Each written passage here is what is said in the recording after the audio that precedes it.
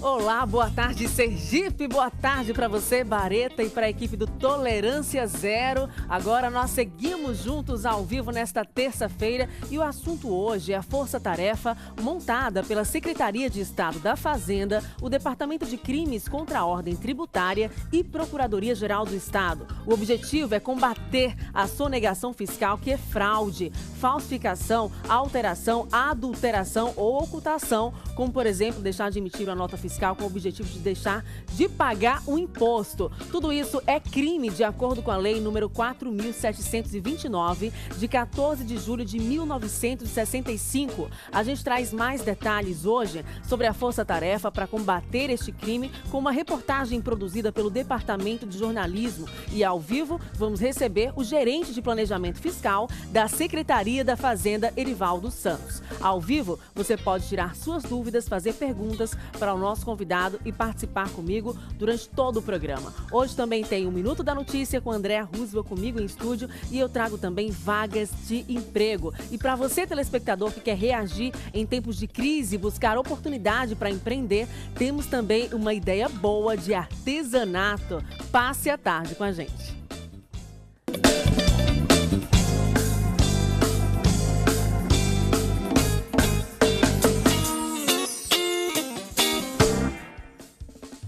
Hoje o assunto é sonegação fiscal. Os meios de sonegação fiscal estão cada vez mais sofisticados. Infelizmente, a dívida do estado de Sergipe está em 7 bilhões de reais. E esse dinheiro todo que falta nos cofres públicos é por causa de pessoas que deixam de pagar devidamente os impostos. E só para vocês entenderem como um crime de sonegação fiscal pode ser descoberto, vamos explicar. Os sistemas de inteligência da Secretaria da Fazenda, a Cefaz, cruzam as informações e, quando identifica algum possível crime contra a ordem tributária, encaminha para o Departamento de Crimes contra a Ordem Tributária para estudar o caso e tomar as devidas providências. Por isso, é tão importante que nós, consumidores, possamos exigir nota fiscal em qualquer compra de serviço ou produto. Para falar mais sobre esse assunto, eu estou recebendo hoje o gerente de planejamento fiscal da Secretaria da Fazenda, Erivaldo Santos, que está aqui ao vivo no estúdio do Boa Tarde Sergipe. Boa tarde, obrigada por sua presença. Boa tarde, Tamires. É um prazer estar aqui presente. Eu agradeço a participação. Eu acho que é o momento da gente falar de um tema pouco divulgado, né, pela mídia, mas de extrema importância para a sociedade brasileira, sergipana. E eu acho que isso é interessante para que a gente tenha conhecimento da responsabilidade que tem o cidadão, que tem o contribuinte, e para que a gente cumpra de forma voluntária as nossas obrigações diante dos tributos que a gente tem a pagar. É verdade. Se tem uma empresa, se está lucrando com essa empresa, se abrir um negócio, infelizmente também tem que cumprir com os impostos, né?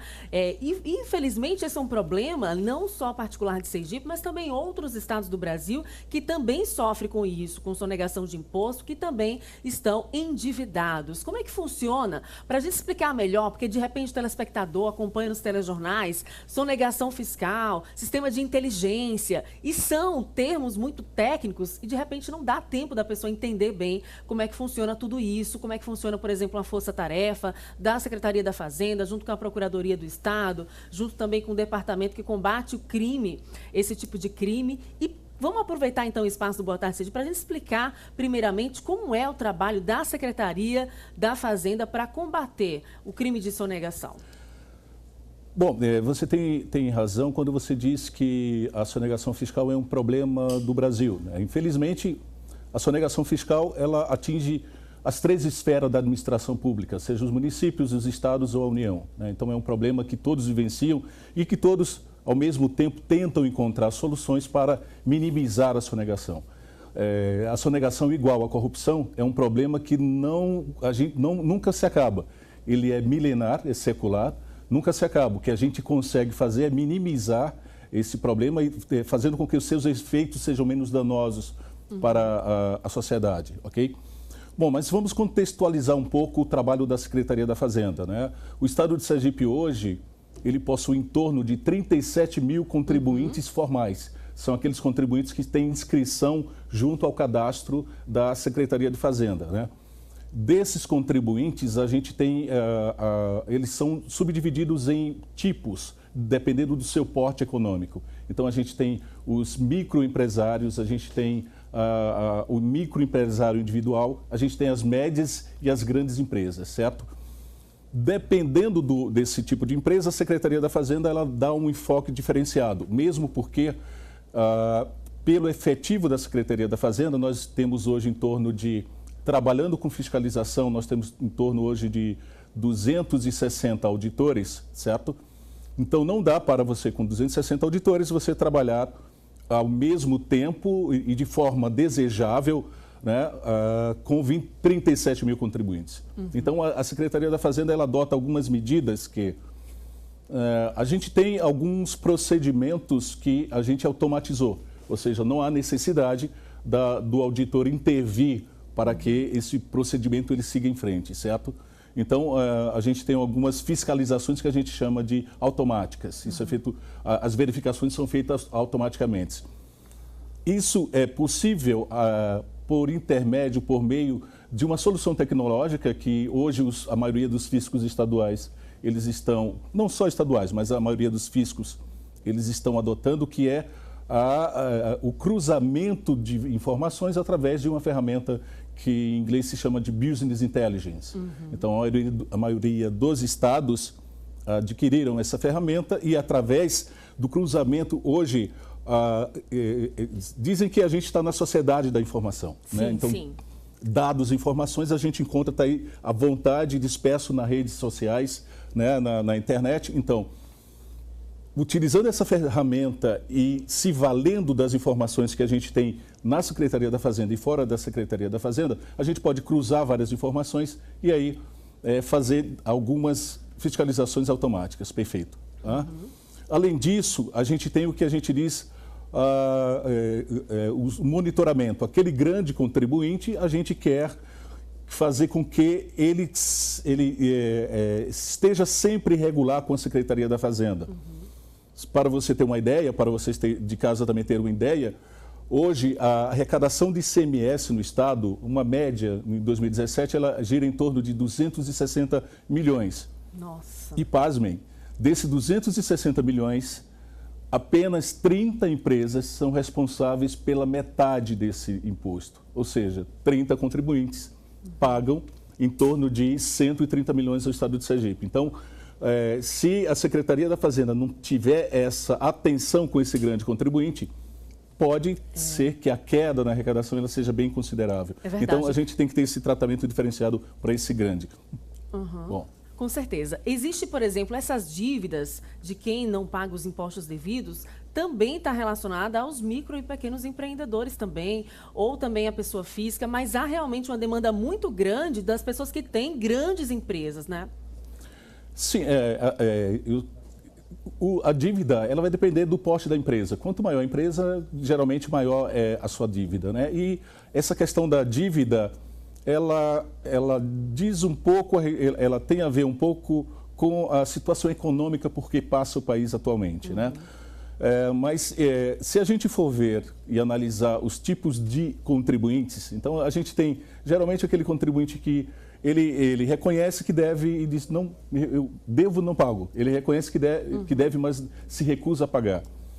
A gente tem outros que eles reconhecem que deve e efetuam um pagamento e outros que não querem pagar e efetivamente não pagam. Então, dependendo do porte do contribuinte... É a chamada evasão fiscal e elisão fiscal, né? Essa diferença aí das duas situações. Lembrando que vocês de casa que estão acompanhando ao Boa Tarde Sergipe, está convidado para enviar o seu WhatsApp, você da capital ou do interior, diga seu nome, sobrenome e a cidade onde mora e participe. De repente, aí no seu bairro, na sua comunidade, tem uma mercearia, tem uma padaria, tem um supermercado que não emite nota fiscal. Então, compartilhe essa informação e essa realidade aí na sua cidade, no seu bairro, aqui mesmo, na capital, para a gente ler e interagir ao vivo durante o Boa Tarde Sergipe. É muito importante também a exigência de nota fiscal, né? Isso faz parte do processo de estar se garantindo que esses impostos serão pagos. Sim, sem dúvida, né? Justamente através da solicitação do pedido do documento fiscal que a operação da empresa, do vendedor, fica registrada. E estando registrada, ele não tem como se negar, né? Dizer que não a fez e se negar a declarar aquele imposto registrado nesse documento. Com relação à elisão e evasão fiscal, né, existe uma diferença. Os estudiosos eles fazem uma diferença considerável, né? O que a gente chama de evasão fiscal é o que efetivamente a gente conhece por sonegação. Então, sonegação, evasão é o crime que está, o crime contra a ordem tributária que está tipificado naquela lei que você citou na chamada, certo? E elisão fiscal, muitos doutrinadores, muitos experts no assunto, eles conceituam esse termo como não sendo um crime. Na verdade, é uma espécie de jeitinho que o contribuinte faz para que ele postergue o pagamento desse tributo. Então, eles vão adiando, né? Exatamente. Eles adiam o que a gente chama de adiam a geração, a ocorrência do fato gerador e posterga esse pagamento, né? E isso, em tese, não teria a ver com o crime contra a ordem tributária. Mas, voltando a falar sobre as ações que a Secretaria da Fazenda adota, então, com relação a esses devedores, né, que declaram que pagam, mas se recusam a pagar, a Secretaria da Fazenda recentemente aprovou uma norma classificando, identificando o que ela chama de devedores contumazes. São aqueles devedores que declaram, eles reconhecem que devem, mas se recusam a efetuar o pagamento. E esse pagamento, muitas vezes, aí nós temos duas formas de cobrança, né? Existe um momento em que a cobrança desse tributo é feita na fase administrativa, é aquela fase em que... e a cobrança é feita pela Procuradoria?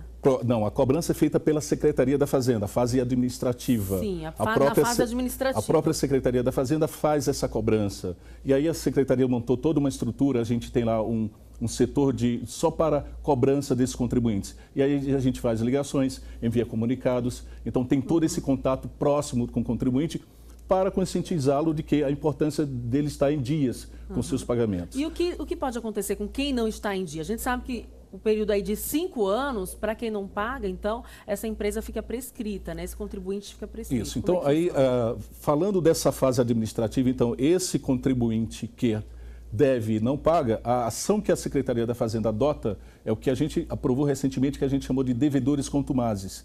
São esses devedores que, como eu já citei anteriormente, que declaram que devem, mas se recusam a pagar. E aí, o que foi aprovado recentemente é que para essas empresas, para esses contribuintes, a Secretaria da Fazenda vai adotar o sistema de regime especial, certo? Esse regime especial nada mais é do que algumas ações em que a Secretaria da Fazenda vai fazer com que essa empresa pague. Aí tem uma série de medidas que a Secretaria da Fazenda adota para garantir o pagamento desse imposto. E aí estamos falando ainda da fase administrativa. Passada essa fase administrativa e a Secretaria da Fazenda não conseguiu êxito nessa cobrança, aí esse débito ele é encaminhado para a dívida ativa do Estado, que você também citou logo inicialmente, que essa dívida ativa, infelizmente, hoje está em torno de 7 bilhões. E essa cobrança também, infelizmente, ela não está sendo efetiva na forma como o Estado, né, e a própria Secretaria da Fazenda deseja.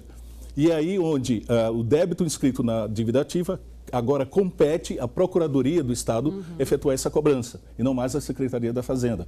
Apesar de que, apesar da cobrança ser feita pela Procuradoria do Estado, mas a Secretaria ela procura dar o suporte à Procuradoria para que a gente consiga melhores resultados nessa cobrança. Nessa cobrança, mais de 100 mil empresas vão cair na malha fina por terem repassado informações erradas à Receita Federal. Veja na reportagem de Diego Barros.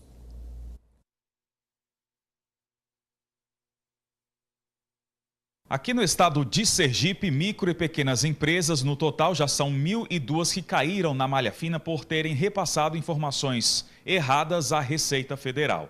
Aqui ao meu lado está o senhor Nilson Lima, auditor fiscal da Receita no estado de Sergipe. Quais são essas empresas? Ou pelo menos elas teriam repassado que tipo de informações erradas ao governo federal? Essas empresas, elas informaram nas suas declarações mensais, que é a declaração que apura o débito para o Simples Nacional, marcaram situações que excluem a tributação ou reduzem a tributação, tipo informando que estão vendendo produtos da cesta básica de alimentação. E com isso reduz a tributação para fins do ICMS. Essas empresas já estão sendo informadas pelo domicílio tributário eletrônico e também quando elas tentam repassar as informações já a partir do dia 21 de outubro.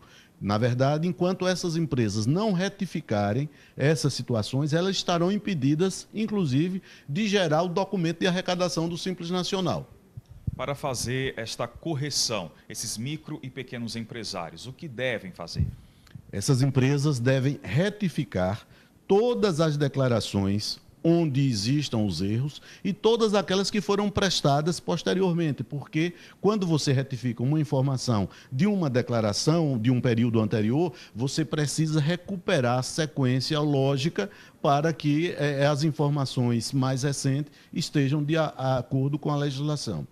Isso é feito através do portal da Receita Federal ou é preciso ir até uma das sedes espalhadas em todo o país para fazer esta alteração das informações? Não, tudo isso é feito através do portal do Simples Nacional. Eu agradeço a participação do senhor. Voltamos ao estúdio. Obrigada, Diego. A gente já tem participação aqui em estúdio dos telespectadores. Olha, a gente tem participação lá do bairro Santa Maria, em Aracaju. Boa tarde, abasteço o combustível e nunca me dão a nota fiscal. E também não seria crime? É o Denilson, do bairro Santa Maria, ligadinho. Ele diz que cobra sempre os direitos dele. Obrigada pela audiência a todos aí do bairro Santa Maria. Importante cobrar, né? Sim. E respondendo ao Denilson, existe um problema e a Secretaria da Fazenda já está tomando as medidas necessárias e que muitos postos de combustível, por vender combustível, o imposto desse combustível é cobrado antecipadamente, antes da venda do combustível. Então, os postos de combustível, como acham que o imposto já foi pago, eles acreditam que não há necessidade de emissão de documento, o que é um erro, né? Independente se o imposto já foi antecipadamente pago ou não, a nota fiscal, o cupom fiscal deve sim ser emitido e entregue ao cidadão. É direito do cidadão, certo? E como eu falei, todas as operações devem estar registradas em documentos fiscais, independente da sua tributação naquele momento ou se foi feita anteriormente. Perfeito. Então, Denilson, você está certíssimo. Tem que exigir a nota fiscal. Olha, tem mais participação. Boa tarde. Eu gostaria de saber o seguinte, eu tenho mais de 30 anos, tinha uma empresa em São Paulo, mas foi à falência. Eu dei baixa na empresa, mas meu CNPJ ficou aberto. Hoje eu sou assalariada, não trabalho, estou encostada, não tenho nada com vínculo em relação à empresa, e isso ainda consta nos documentos dela. Uma dívida com a Receita Federal no CNPJ, e tomou informação, disseram que foi caducado, né? Não sei bem o termo é esse, foi caducado, e ela tem medo porque